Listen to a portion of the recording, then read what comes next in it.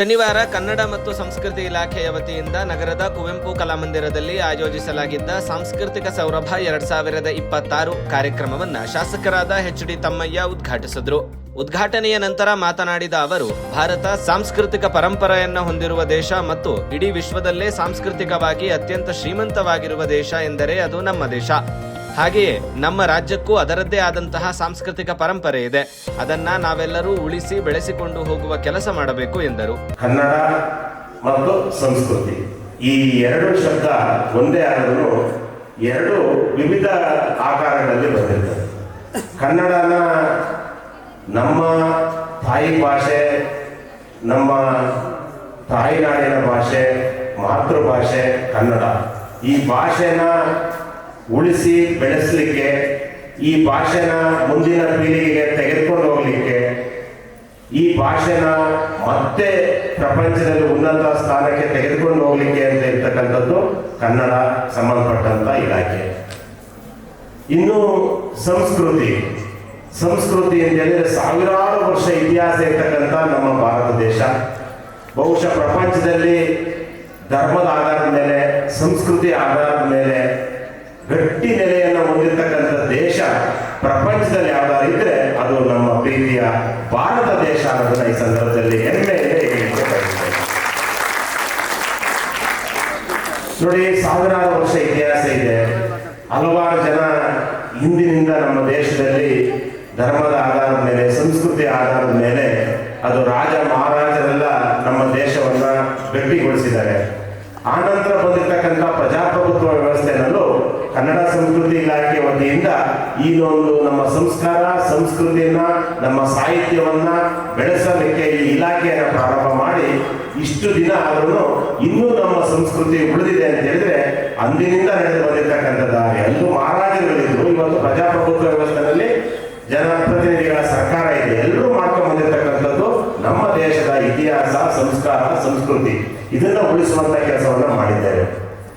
ಈಗ ಆ ನಿಟ್ಟಿನಲ್ಲಿ ನಾವೇನ್ ಮಾಡಬೇಕು ಅಂತ ಹೇಳಿದ್ರೆ, ಈ ಕಾರ್ಯಕ್ರಮಗಳ ಮುಖಾಂತರ ಏನು ನಮ್ಮ ಇಂದಿನ ಹಿರಿಯರು ಬೆಳೆಸಿರ್ತಕ್ಕಂಥ ಈ ಒಂದು ಸಂಸ್ಕೃತಿ, ಸಾಹಿತ್ಯವನ್ನ, ಕಲೆಯನ್ನ ಮುಂದಿನ ಯುವ ಪೀಳಿಗೆಗೆ ನಮ್ಮ ಮುಖಾಂತರ, ನಮ್ಮ ಮಕ್ಕಳ ಮುಖಾಂತರ ತೆಗೆದುಕೊಂಡು ಹೋಗುವಂತ ಜವಾಬ್ದಾರಿ ನಿಮ್ಮ ಮೇಲೆಲ್ಲ ಇದೆ. ಅದನ್ನ ನಾವು ನಿಭಾಯಿಸೋದ್ರಲ್ಲಿ ನಮ್ಮ ರಾಜ್ಯದಲ್ಲಿ, ಅದರಲ್ಲೂ ನಮ್ಮ ನೆಚ್ಚಿನ ಚಿಕ್ಕಮಗಳೂರಿನಲ್ಲಿ ಯಶಸ್ವಿಯಾಗಿದ್ದೇವೆ ಅನ್ನೋ ಒಂದು ಮಾತನ್ನ ಈ ಸಂದರ್ಭದಲ್ಲಿ ಹೇಳಲಿಕ್ಕೆ ಬಯಸ್ತಾ ಇದ್ದೇನೆ.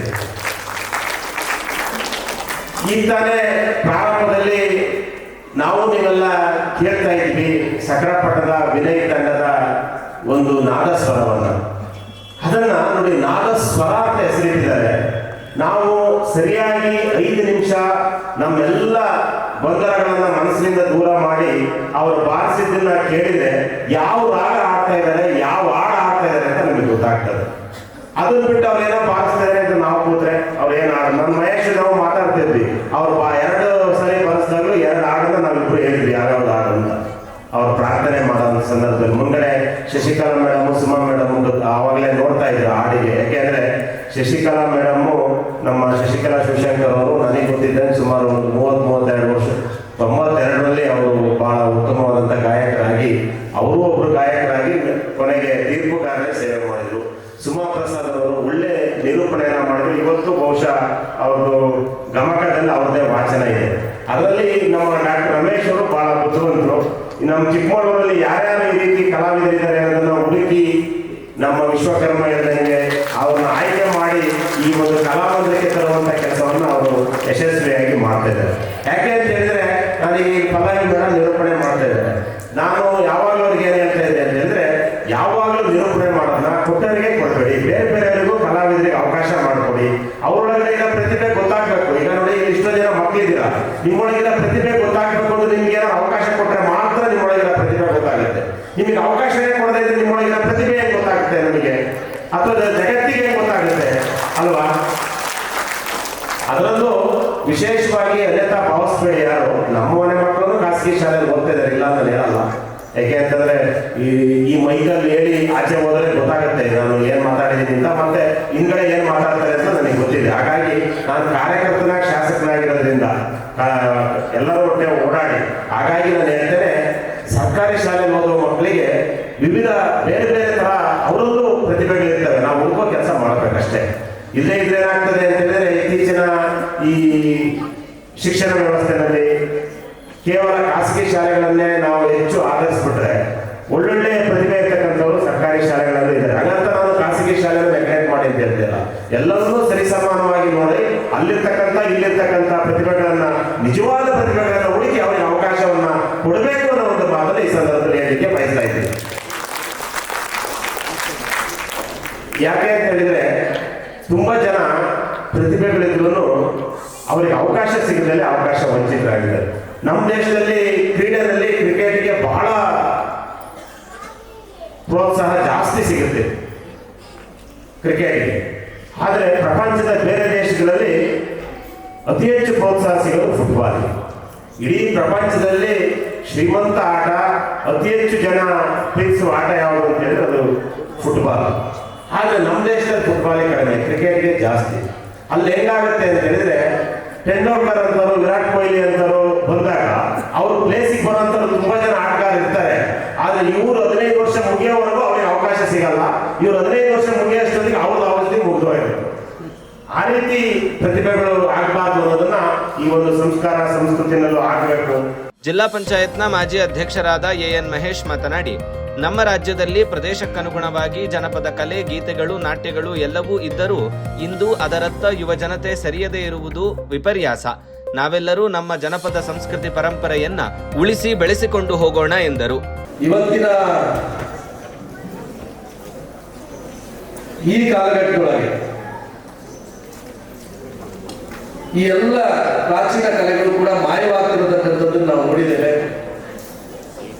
ಚಲನಚಿತ್ರ ಗೀತೆಗಳಿಂದ ಹಿಡಿದು ಪಾಶ್ಚಾತ್ಯ ಸಂಸ್ಕೃತಿಗೆ ನಾವೆಲ್ಲ ಮೊರೆ ಹೋಗ್ತಿರ್ತಕ್ಕಂಥ ಈ ಸಂದರ್ಭದಲ್ಲಿ ನಮ್ಮ ಏನು ಜಾನಪದ ಕಲೆ ಇದೆ, ಸುಗಮ ಸಂಗೀತ ಇದೆ, ಹಿಂದೂಸ್ತಾನಿ ಶಾಸ್ತ್ರೀಯ ಸಂಗೀತ ಇದೆ, ಜನಪದ ಗೀತೆಗಳು, ಗಮಕ, ಕಥಾ ಕೀರ್ತನೆಗಳು, ಸಮೂಹ ನೃತ್ಯಗಳು ಮಾಯವಾಗ್ತಿರ್ತಕ್ಕಂಥದ್ದನ್ನು ನಾವು ನೋಡಿದ್ದೇವೆ.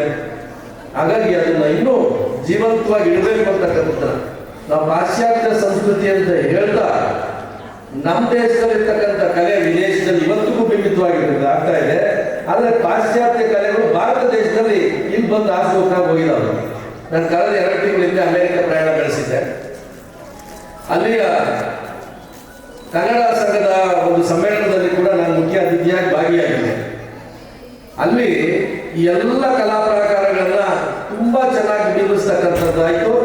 ಅತ್ಯಂತ ಸ್ಪಷ್ಟವಾಗಿ ಯಾವ ಕಲಾವಿದರು ಇಲ್ಲಿ ಬಹಳ ಪರಿಣಿತಿಯನ್ನು ಹೊಂದಿರ್ತಾರೆ, ಆ ಕಲಾವಿದರನ್ನ ಮೀರಿದಂತ ಮಟ್ಟದಲ್ಲಿ ಅವ್ರು ತಯಾರಿ ನಡೆಸ್ಕೊಂಡಿದ್ರು ಅಲ್ಲಿ. ಯಾಕಂದ್ರೆ ಅವರು ರಜೆ ದಿನಗಳಲ್ಲಿ, ನಾವೇನು ವೀಕೆಂಡ್ಸ್ ಅಂತ ಹೇಳ್ತೀವಿ, ವಾರದ ಕೊನೆಯ ದಿನಗಳಲ್ಲಿ ಎಲ್ಲ ಕಲೆಗಳನ್ನು ಕೂಡ ಅಭ್ಯಾಸ ಮಾಡ್ತಕ್ಕಂಥದ್ದನ್ನ ಇಟ್ಕೊಂಡಿದ್ದಾರೆ. ಇನ್ನು ನಾವು ನೋಡಿದ್ರೆ ಪಾಶ್ಚಾತ್ಯ ಸಂಸ್ಕೃತಿಗೆ ಭಾರತೀಯರು ಮೊರೆ ಹೋಗ್ತಿರ್ತಕ್ಕಂಥ ಸಂದರ್ಭದಲ್ಲಿ ಇಲ್ಲಿಂದ ವಿದೇಶಕ್ಕೆ ಹೋಗಿರ್ತಕ್ಕಂಥ ಭಾರತೀಯರು ಈ ಕಲೆಗಳನ್ನ ಇನ್ನೂ ಜೀವಂತವಾಗಿ ಇಟ್ಟಿದ್ದಾರೆ ಅಂತಕ್ಕಂಥದ್ದು ಕೂಡ ಸಂತೋಷ ಅಂತ ಹೇಳ್ತಾ, ಇವತ್ತು ಗ್ರಾಮೀಣ ಪ್ರದೇಶದಲ್ಲಿ ಒಂದಷ್ಟು ಕಲೆ ಅಂತಕ್ಕಂಥದ್ದು ನಾವು ಉಳಿದಿದೆ ಅಂತೇಳಿ ನೋಡ್ತಾ, ಅದರಲ್ಲೂ ವಿಶೇಷವಾಗಿ ಹಿಂದೂಸ್ತಾನಿ ಶಾಸ್ತ್ರೀಯ ಸಂಗೀತ ಎಲ್ಲೋ ಒಂದು ಕಡೆ ಇದಕ್ಕೆ ಬೆರಳೆಣಿಕೆಯಷ್ಟು ಕಲಾಸಕ್ತರನ್ನ ನಾವು ನೋಡ್ತಾ ಇದ್ದೇವೆ. ಅಂತ ಒಂದು ದಿನಗಳಲ್ಲಿ ಇದನ್ನು ಮುಂದುವರಿಸತಕ್ಕಂಥದ್ದು ಮತ್ತು ನಮ್ಮ ಪ್ರಾಚೀನ ಸಂಸ್ಕೃತಿ ಮತ್ತು ಕಲೆಯನ್ನ ಜೀವಂತಗೊಳಿಸ್ತಕ್ಕಂಥ ಕೆಲಸವನ್ನ ಸರ್ಕಾರ ಅಲ್ಲ, ಜನಸಾಮಾನ್ಯರಾಗಿರ್ತಕ್ಕಂಥ ನಾವೆಲ್ಲರೂ ಸೇರಿಕೊಂಡು ಮಾಡಬೇಕಾದಂಥ ಅಗತ್ಯ ಇದೆ ಅಂತ ಹೇಳ್ತಾ, ಈ ಕಲೆಯನ್ನ ಪ್ರದರ್ಶನ ಮಾಡಲಿಕ್ಕೆ ಬಂದಿರತಕ್ಕಂಥ ಎಲ್ಲರಿಗೂ ಕೂಡ ವಿಶೇಷ ಶುಭಾಶಯಗಳನ್ನ ತಿಳಿಸ್ತಾ, ಅವರೆಲ್ಲರಿಗೂ ಕೂಡ ಶುಭಕಾಮನೆಗಳು ಮತ್ತು ಕಲಾಸಕ್ತರು ಕೂಡ ಇಲ್ಲಿ ವೀಕ್ಷಿಸಲಿಕ್ಕೆ ಬಂದಿರತಕ್ಕಂಥ ಎಲ್ಲ ಕಲಾಸಕ್ತರಿಗೂ ಕೂಡ ಧನ್ಯವಾದಗಳನ್ನು ತಿಳಿಸ್ತಾ ನನ್ನ ಮಾತನ್ನು ಮುಗಿಸ್ತೇನೆ. ನಮಸ್ಕಾರ. ಕಾರ್ಯಕ್ರಮದಲ್ಲಿ ಶಿಲ್ಪಕಲಾ ಅಕಾಡೆಮಿ ಸದಸ್ಯರಾದ ವಿಶ್ವಕರ್ಮ ಆಚಾರ್ಯ, ಕನ್ನಡ ಮತ್ತು ಸಂಸ್ಕೃತಿ ಇಲಾಖೆಯ ಸಹಾಯಕ ನಿರ್ದೇಶಕರಾದ ರಮೇಶ್ ಸೇರಿದಂತೆ ಅನೇಕರು ಉಪಸ್ಥಿತರಿದ್ದರು. ಐಸಿರಿ ಟುಡೇ, ವಾಯ್ಸ್ ಆಫ್ ಡೆಮೋಕ್ರಸಿ.